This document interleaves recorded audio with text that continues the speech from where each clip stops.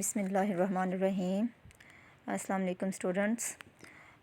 آج ہم نے چیپٹر 7 کرنا ہے اور چیپٹر 7 میں سرمایہ والا ٹاپک ہم نے کرنا ہے۔ چیپٹر 7 ہے عاملین پیدائش کے حوالے سے، اور عاملین پیدائش آپ کو پتہ ہے کون سے ہوتے ہیں؟ زمین، محنت، سرمایہ اور تنظیم۔ ٹھیک ہے، زمین، محنت، سرمایہ اور تنظیم۔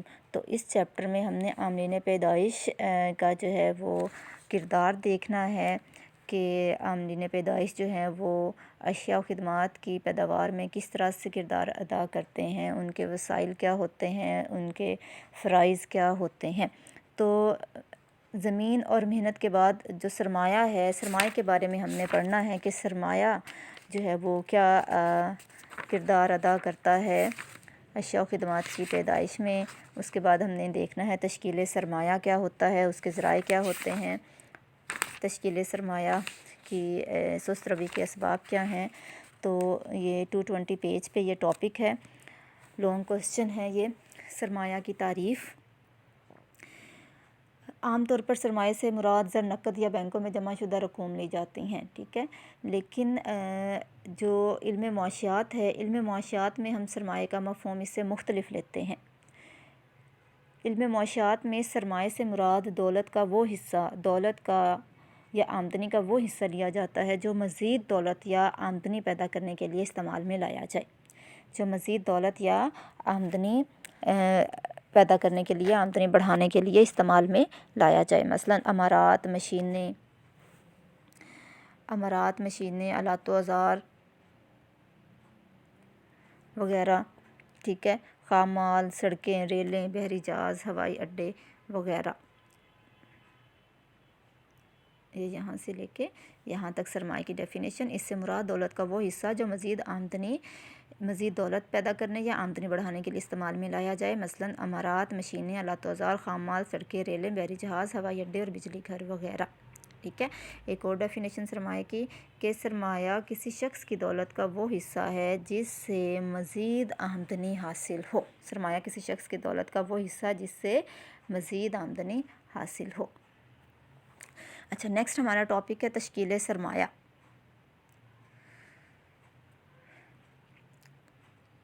تشکیل سرمایہ کیا ہوتا ہے؟ تشکیل سرمایہ سے مراد کسی خاص عرصہ کے دوران سرمایہ کی مقدار میں اضافہ کر کے اسے پیداواری کاموں میں استعمال کرنا ہے۔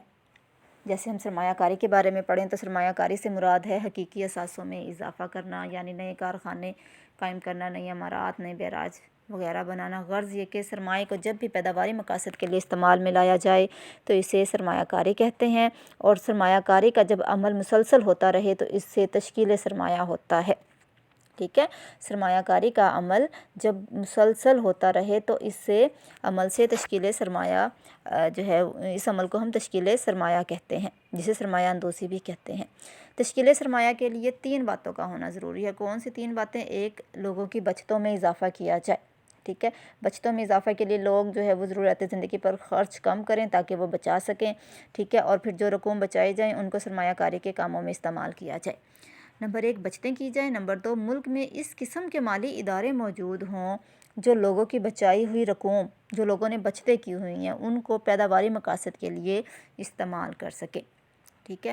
نمبر 3، ملک میں سرمایہ کاری کی ترغیب اتنی زیادہ ہو، یعنی پہلے لوگوں نے بچتیں کر لیں، دوسرا ملک میں مالی ادارے اس قسم کے موجود ہوں جو کہ پیداواری مقاصد کے لیے بچتوں کو استعمال میں لا سکیں، تیسرے ملک میں سرمایہ کاری کی ایڈورٹیزمنٹ اتنی زیادہ ہو، یعنی سرمایہ کاری کی ترغیب لوگوں کو اتنی زیادہ ملے کہ خود بخود لوگ جو ہیں وہ بچتیں کر کے سرمایہ کاری میں پیسہ لگائیں۔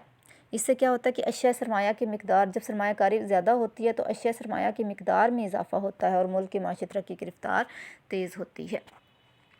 اب تشکیل سرمایہ کے لیے ضروری ہے کہ افراد اپنی آمدنیوں کا ایک مناسب حصہ بچائیں، ٹھیک ہے، اور اسے جو ہے وہ اشیاء سرمایہ جیسے مشینیں ہیں، آلات و اوزار، فاضل پرزے، صنعتی خام مال، عمارتیں، کارخانے، بجلی گھر، بیراج، نقل و حمل کی سہولتوں وغیرہ پر خرچ کریں، اور اس قسم کے جب اخراجات وہ کرتے ہیں تو اسے مادی سرمایہ سازی کا نام دیا جاتا ہے۔ کیا کہا جاتا ہے؟ مادی سرمایہ سازی۔ اچھا، اور اس کے برعکس غیر مادی تشکیل سرمایہ کیا ہوگا یا غیر مادی سرمایہ سازی کیا ہوگی، جو کہ ڈاکٹر سنگر اور کسنٹ کے مطابق جو رقوم لوگوں کو جو ہے وہ تعلیمی سہولیات فراہم کرنے، جیسا کہ فنی تربیت ہے، تحقیق اور ٹریننگ وغیرہ کے کاموں پر خرچ کی جائیں، اسے غیر مادی تشکیل سرمایہ کہتے ہیں۔ ٹھیک ہے، ماہرین کہتے ہیں کہ جس طرح انسانی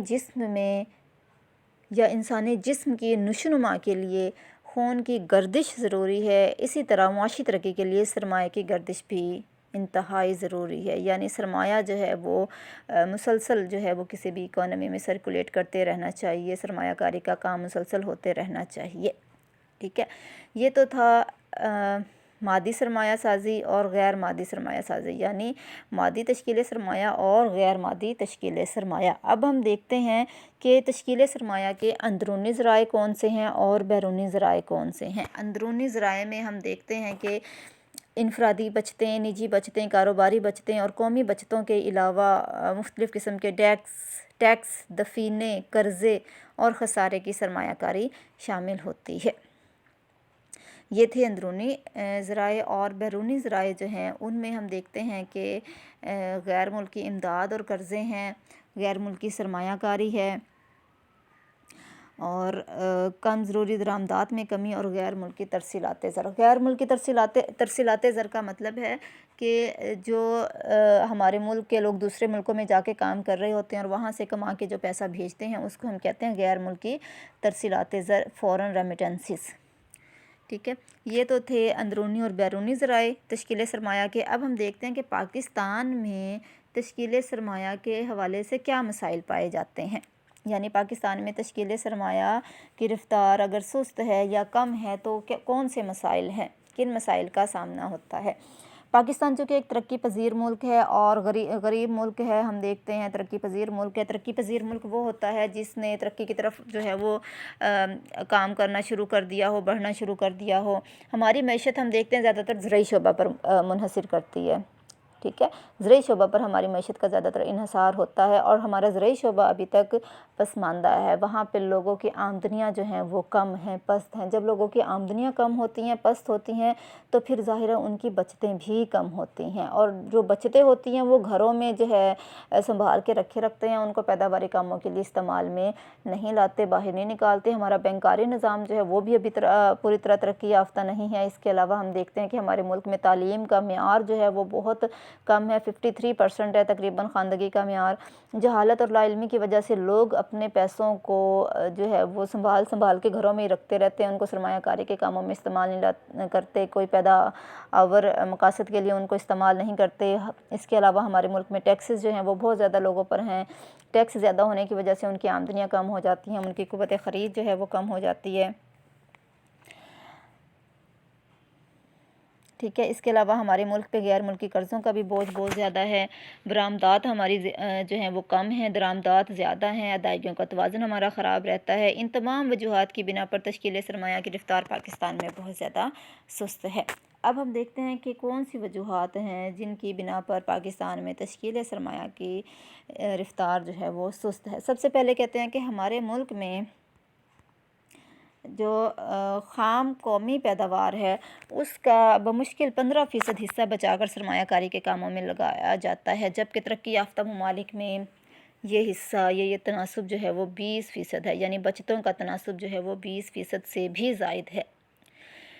اس کے بعد کہتے ہیں کہ بچائی ہوئی جو رقومات ہیں وہ خاص طور پر دیہاتی علاقوں میں جو ہے وہ دفینوں کی شکل میں رکھی جاتی ہیں، یعنی دبا کر رکھی جاتی ہیں، جو ہے وہ الماریوں میں جو ہے وہ یا چھپا کر، یا مطلب ایسے کہ ان کو جو ہے وہ نکال کر کسی پیداواری مقاصد کے لیے استعمال میں نہیں لایا جاتا، سرمایہ کاری کے کاموں میں نہیں لایا جاتا۔ سونے اور چاندی کو زیورات کی شکل میں رکھنے کا رواج عام ہے۔ سرمایہ اور پیداوار کی نسبت بہت بلند ہے، یعنی ہمیں پیداوار حاصل کرنے کے لیے زیادہ سرمایہ جو ہے وہ کاروبار میں لگانا پڑتا ہے۔ انتظامی اور مستحکم اور منظم مالی اداروں کی کمی ہے۔ بازار زر اور بازار سرمایہ ہمارے غیر منظم ہیں۔ بازار زر اور بازار سرمایہ میں کیا ہوتا ہے؟ قرضوں کا لین دین، پیسوں کا لین دین، ٹھیک ہے، قرضے دینا اور قرضے لینا، بازار زر اور بازار سرمایہ ان کو کہتے ہیں، ٹھیک ہے، یہ ہمارے غیر منظم ہیں۔ منڈیوں کے نامکمل ہونے کی وجہ سے عاملین پیدائش ہمارے زیادہ حرکت پذیر نہیں ہیں۔ انتظامی صلاحیتوں کی کمی ہے، آجرانہ صلاحیتوں کی کمی ہے، جدید ٹیکنالوجی کا استعمال محدود ہے، ہمارا بنیادی تحتی ڈھانچہ جیسا کہ سڑکیں ہیں، جیسا کہ بجلی، پانی، گیس، تعلیم وغیرہ کی سہولیات ہیں، یہ ہمارے ملک میں کم ہیں۔ ہماری آبادی جو ہے وہ زیادہ ہے اور مؤثر آبادی کا تناسب کم ہے۔ مؤثر آبادی کیا ہوتی ہے؟ مؤثر آبادی ہوتی ہے کام کرنے کے قابل افراد ملک میں کتنے ہیں، ٹھیک ہے، تو یہ مؤثر آبادی کا تناسب جو ہے وہ ہمارے ملک میں کم ہے۔ افراط زر کی وجہ سے لوگوں کی قوت خرید کم ہے۔